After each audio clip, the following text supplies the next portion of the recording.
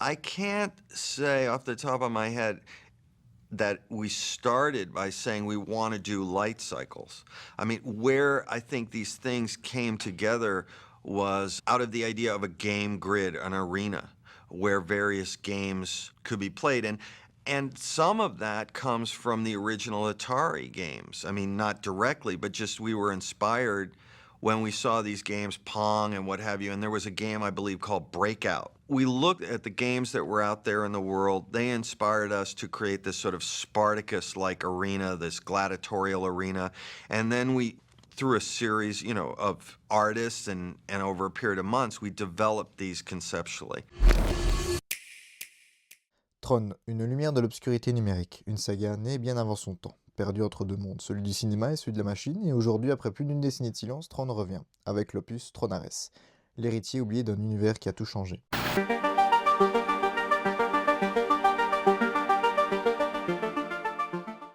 En 1982, le monde découvre Tron. Réalisé par Steven Lisberger, c'est le tout premier film à plonger entièrement dans un univers virtuel créé par ordinateur. À l'époque, personne n'avait jamais vu ça. Les acteurs filmés sur fond noir incrustés dans un monde fait de lumière. C'était fou, révolutionnaire et pourtant un échec au box-office. Tron était une vision. Celle d'un futur où l'homme et la machine ne feraient plus qu'un.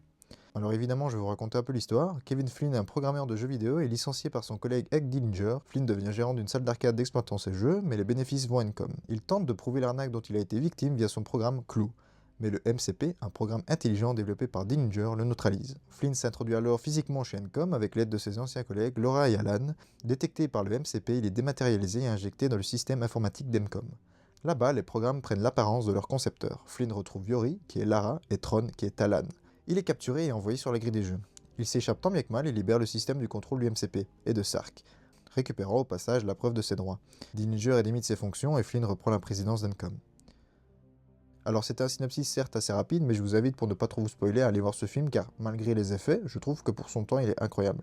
Alors évidemment sur ce film je vais vous raconter quelques petites anecdotes. Il faut savoir que le regretté Jean Giraud alias Moebius a collaboré sur des films comme Abyss, Willow. Dans les années 70, les cinéastes notamment hollywoodiens lui demandèrent des dessins conceptuels et des storyboards. Impressionné par son travail dans Metal Hurlant, David Lynch lui proposa même de travailler sur Dune après avoir découvert son travail. Tron a profondément influencé les cinéastes, designers, réalisateurs de pubs et créateurs de jeux, marquant durablement la pop culture. Son prolongement cinématographique, l'héritage, évoque à la fois le lien entre le héros original et son fils. Sorti en 1982, Tron fut aperçu comme expérimental par la critique et déconcertant pour le public américain. Malgré 33 millions de dollars de recettes aux États-Unis avec un budget de 17 millions, ce fut un échec commercial, mais il devient culte grâce aux cinéphiles, aux gamers et aux vidéoclubs. À la fin des années 1970, Disney cherche à toucher un public plus adulte avec des films comme Le Trou Noir sorti en 1979, après le succès de Star Wars en 1977. Malgré un budget de 20 millions de dollars, le film est un échec. En 1982, la science-fiction est mitigée avec E.T. de Spielberg, qui est un triomphe.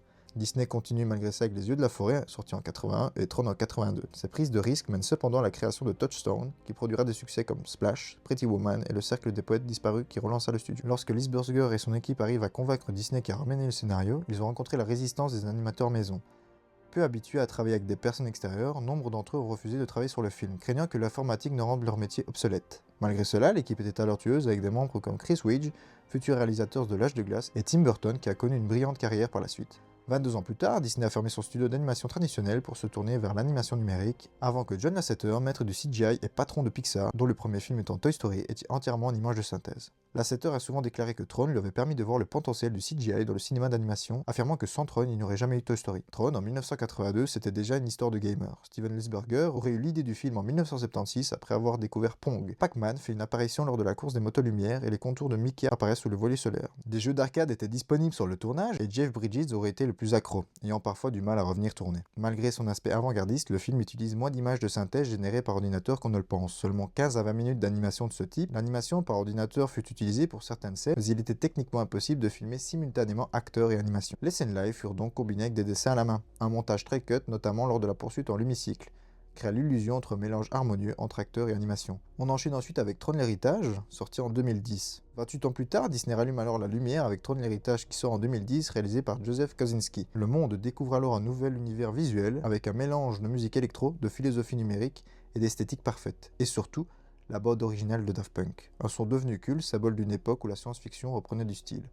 Le film, lui, pourtant divise. Certains y voient un bijou visuel sans âme, d'autres une œuvre visionnaire sur la création de la mémoire et de la rébellion intelligence artificielle.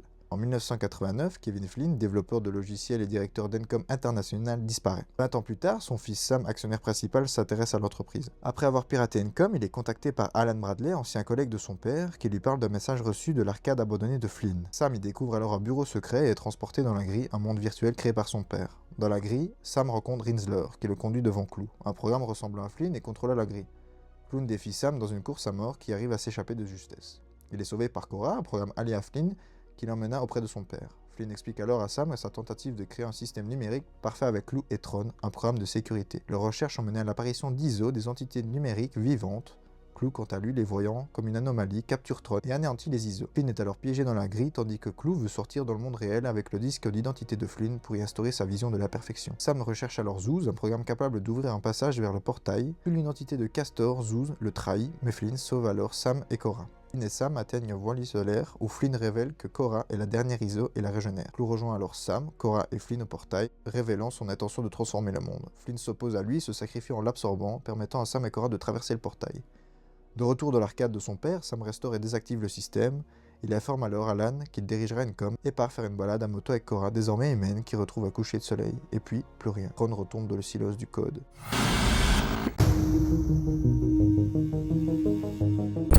Entre 2012 et 2013, Tron la Révolte tente de maintenir la flamme. Une série animée ambitieuse, acclamée par la critique, mais ignorée du grand public. Annulée après seulement une saison, encore une fois, Tron semblait condamné à disparaître dans les tréfonds de la mémoire numérique. On met en scène alors Beck, un jeune programmeur devenant leader d'une révolution dans la grille pour libérer son monde du maléfique Clou et du général Tesler avec l'aide de Tron. La série produite par Disney XD compte environ 19 épisodes. Malgré des rumeurs d'annulation, le producteur Edward Kitsis a déclaré le 14 janvier 2013 qu'il ne pouvait pas déterminer l'avenir de la série, soulignant le besoin d'une audience plus importante.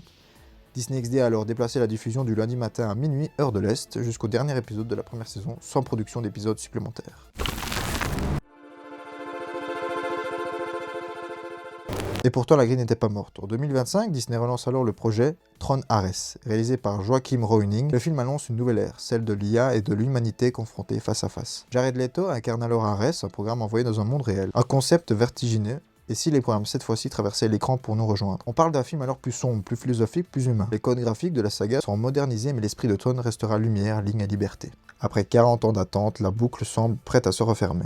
Et peut-être que cette fois-ci, Tron réussira à reconnecter le monde des hommes et celui des machines. Pour finir avec cette vidéo, je voulais vous raconter quelques anecdotes sur Tron l'héritage. Dans Tron l'héritage, la lumière est omniprésente et constitue le lien entre tous les éléments. Des rubans lumineux serpentant sous les rues remontent le long des trottoirs et des immeubles, s'étendant sur des kilomètres à travers la ville. Le chef décorateur Darren Guilford a relevé un défi de taille pour concevoir l'ambiance futuriste et unique de Tron. Le budget alloué au costume du film s'est élevé à 13 millions de $.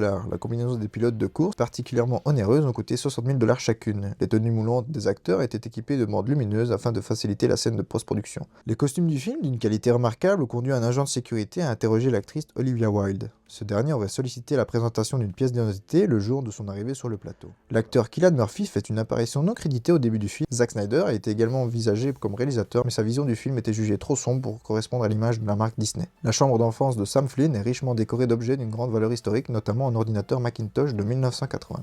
Le duo musical français Daft Punk effectue alors une brève apparition en tant que DJ dans la boîte de nuit virtuelle de Castor à la fin de la 68e minute du film. Et c'est avec cette anecdote que nous allons conclure cette vidéo. N'hésitez pas à vous abonner, liker et partager cette vidéo et surtout dites-moi en commentaire si vous avez d'autres anecdotes sur l'univers de Tron. Car au fond, Tron c'est plus qu'un film, c'est une idée. Celle que quelque part dans la machine, quelque chose nous observe. Hi, I'm Mark Kerr and I'm representing American Freestyle Wrestling and I'm here at the World Valley 203 to prove that it's the best fighting style. And that is wrestler Mark Kerr. Finally, The Rock has come back to New Jersey.